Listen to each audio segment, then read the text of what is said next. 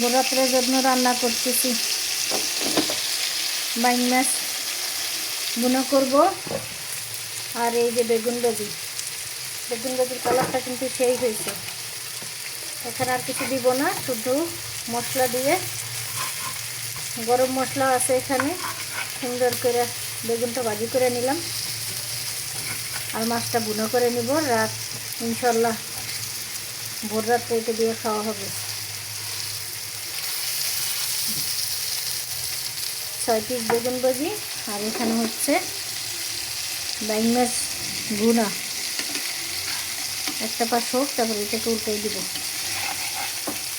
রমজান মাসে আসলে খুবই কম লাগে, আমাদের ঘরে মাছ খাওয়ারও লোক নাই, আমরা 2 জন, ছেলেমেয়েরা মাছ খায় না, এই জন্য মাছ তাদের জন্য দেওয়া দরকার হয় না।